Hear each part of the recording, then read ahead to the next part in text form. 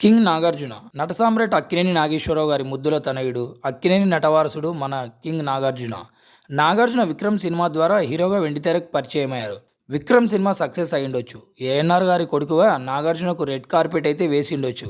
అందుకే ఆ సక్సెస్ని నాగ్ తలకెక్కించుకోలేదు. విక్రమ్ మూవీ హిట్ అయినా అది ఏఎన్ఆర్ అనే బ్రాండ్తో వచ్చిన సక్సెస్ అని అర్థం చేసుకున్నారు నాగ్. అందుకే తెలుగు సినిమా ఇండస్ట్రీలో తనదైన ముద్ర వేయాలని ప్రయత్నించారు. తానే స్వతహాగా డైరెక్టర్ మణిరత్నంని వెతుక్కుంటూ వెళ్ళి మరీ ఒప్పించి గీతాంజలి మూవీ చేశారు. గీతాంజలి సినిమా నాగార్జున్ని నాగార్జునగా ప్రూవ్ చేసుకున్న సినిమా. నాగార్జున కెరీర్ స్టార్టింగ్ నుండి తనకు తానుగా నిలబడాలని, తనదైన ముద్ర వేయాలని ప్రయత్నిస్తూనే ఉన్నారు.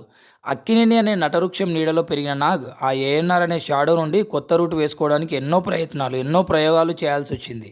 ఏఎన్ఆర్ అనే నటనిలయం నుండి ఆయన వారసుడు ఇండస్ట్రీలోకి వస్తున్నారు అంటే ఆ ఎక్స్పెక్టేషన్స్, ఆ ప్రెజర్ ఎలా ఉంటుందో నాగ్ ముందుగానే అంచనా వేశారు.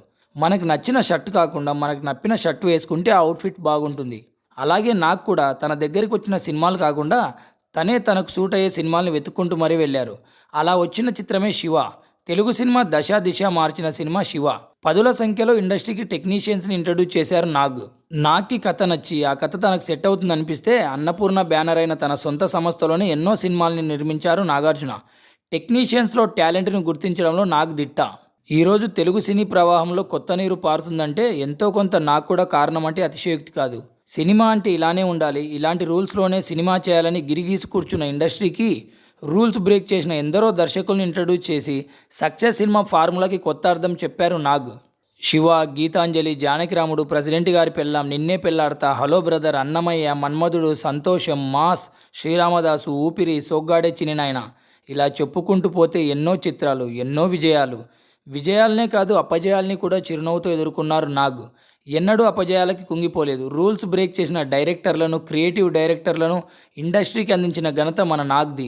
నాగ్ సినిమా మేకింగ్లో కొత్త ఫార్ములాస్ని క్రియేట్ చేశారు. 6 పదులు దాటినా ఇన్నోవేటివ్గా ఆలోచిస్తూ యువ హీరోలకు ఏమాత్రం తీసిపోని గ్లామర్తో దూసుకు వెళ్తూ మూవీస్ చేస్తున్నారు నాగ్. నట సామ్రాట్ అనే పేరు తలవకుండా సినిమా గ్రంథం గురించి ఎలా అయితే మాట్లాడుకోలేమో, యువ సామ్రాట్ అనే పేరుతో కూడా తెలుగు సినీ గ్రంథంలో కొన్ని మరువలేని పేజీల్ని క్రియేట్ చేసుకున్నారు నాగార్జున. వెండితెర అన్నమయ్య, భక్త రామదాసు, షిరిడి సాయి మన కింగ్ నాగ్. నాగ్ భక్తుడిగా మెప్పించగలరు, భగవంతుడిగా దీవించగలరు. ఈ 2 పాత్రల్ని బ్యాలెన్స్ చేసి మెప్పించగల నట సామ్రాట్ కింగ్ నాగ్.